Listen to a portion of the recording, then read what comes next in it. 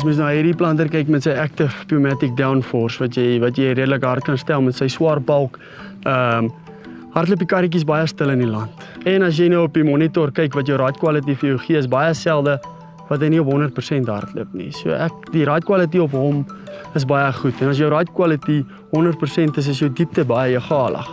So, en as jou diepte baie egalig is en jou spasiering is 100% wat hierdie plan dit 100% kan doen, dan dink ek is jy optimaal vir 'n ordentlike oes. As die pitte baie egalig gespasieer is, soos wat die Exactimage doen, dink ek alles gebeur net vinniger.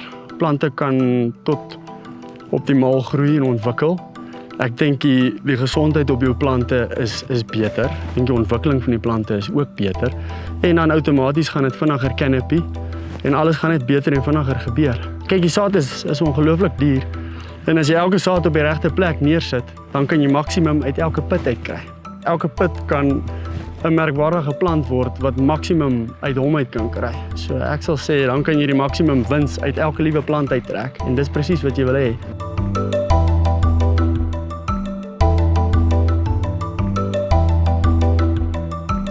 Jy moet probeer om te plant waar jy nie getrap het nie.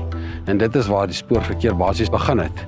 En toe die tegnologie nou vorder en mense GPS en die trekkers en die goed begin kry, toe word dit net soveel makliker.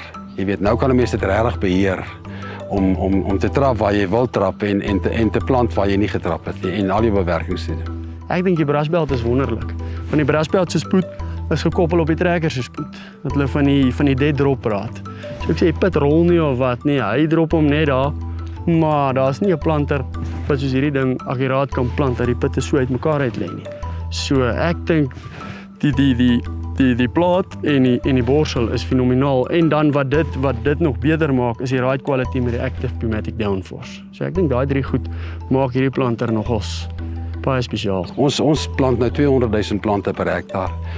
En as jy gaan kyk hoe so 'n plant ontwikkel van klein na groot en jy hom ordentlik spasieer, dan sien jy daai plant kan 'n baie sterker plant vorm met 'n baie dikker stam, met baie meer sytakke, met baie groter blare, met 'n sterker wortelstelsel, met groter graan, met beter graankwaliteit, met 'n beter skepelgewig, met 'n baie beter oes.